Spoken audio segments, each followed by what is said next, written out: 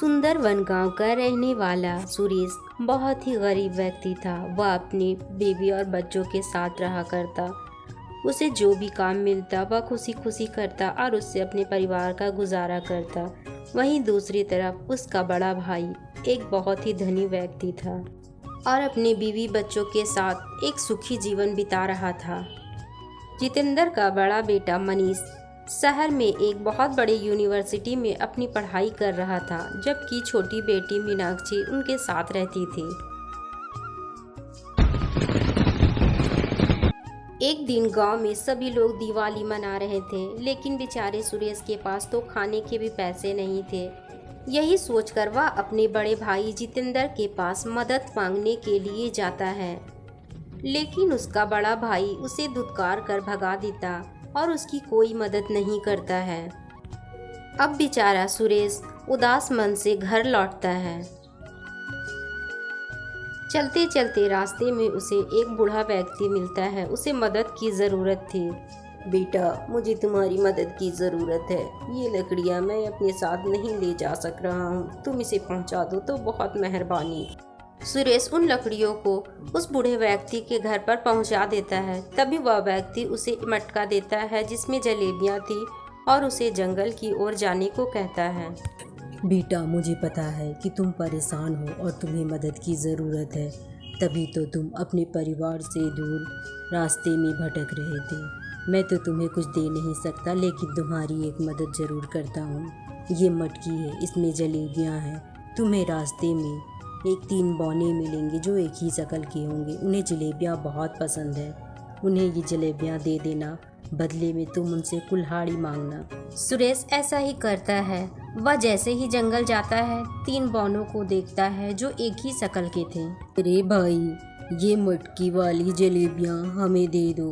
ये जलेबी हमें बहुत पसंद है। मैं ये जलेबी तुम्हें दे दूँगा, लेकिन बदले में तुम्हें अपनी कुल्हाड़ी मुझे देनी होगी। ठीक है भाई, हम तुम्हें अपनी कुल्हाड़ियाँ देने को तैयार हैं, लेकिन ये जलेबियाँ हमें दे दो। ये कोई मामूली कुल्हाड़ी नहीं है। इसे तुम जब भी कहीं वार करोगे तो वहाँ से जो कहोगे वो सामान निकलने लगेगा, लेकिन उस पर जितना ज़रूरत हो उसके बाद कपड़ा ढक देना, नहीं तो वो निकलना बंद नहीं होगा। सुरेश उस मटकी को देकर कुल्हाड़ी लेकर अपने घर चला आता है। ए कुल्हाड़ी, हमारे लिए गेहूं निकाल। सुरेश के इतना कहते ही वहाँ ढेर सारी गेहूं निकल आती है। उसे रोकने के लिए वे लोग लाल कपड़ा रख देते हैं, जिससे गेहूं निकलना बंद हो जाती है। इसी तरह सुरेश कभी गेहूं, दाल तो कभी तरह तरह की सब्जियां निकाला करता और उसे बाजार में बेच दिया करता था। ऐसा करके सुरेश रोज अच्छे खासे पैसे भी कमा लेता। देखते ही देखते कुछ ही दिनों में सुरेश एक बहुत अच्छा घर बना लेता है और उसमें अपनी ज़रूरतों की चीज़ों को रखता है। अब उन लोगों की ज़िंदगी ही बदल चुकी थी जो इतनी मुश्किलों में कट रही थी।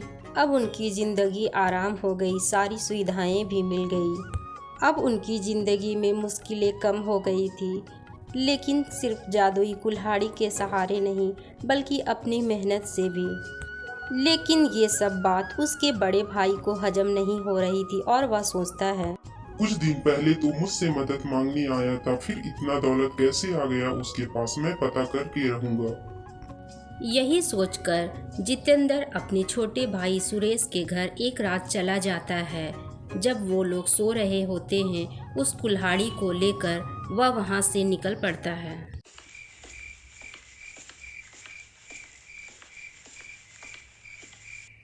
जितेंद्र को इतनी रात में आता देख उसकी पत्नी उससे कहती है, आप इतनी रात में ये कुल्हाड़ी लेकर कहाँ से आ रहे हैं? आप कहाँ गए थे? मुझे कुछ तो बताइए। तभी जितेंद्र अपनी पत्नी को सारी बातें बताता है कि यह कोई आम कुल्हाड़ी नहीं बल्कि एक जादुई कुल्हाड़ी है। इसी से सुरेश भी इतना धनी व्यक्ति बन गया है। अगर सच में ऐसा हुआ तो हम तो और भी अमीर हो जाएंगे। जल्दी कहिए, इस कुल्हाड़ी से हमें ढेर सारे रुपए दे दे।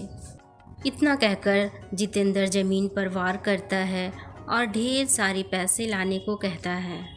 इतना कहते ही वहाँ पैसे निकलना शुरू हो जाते हैं। ये देख दोनों पति पत्नी बहुत खुश हो जाते हैं, लेकिन पैसा निकलता ही जा रहा था, बंद होने का नाम ही नहीं ले रहा था, क्योंकि इन लोगों को तो पता ही नहीं था कि उस पर कपड़ा रखने से ही ये पैसा निकलना बंद होगा। और ये नहीं जानने की वजह से पैसा इतना निकलता है कि वो दोनों पति पत्नी वहीं दबकर पैसों से मर जाते हैं। इसीलिए कहा गया है दोस्तों, लालच बुरी बला है।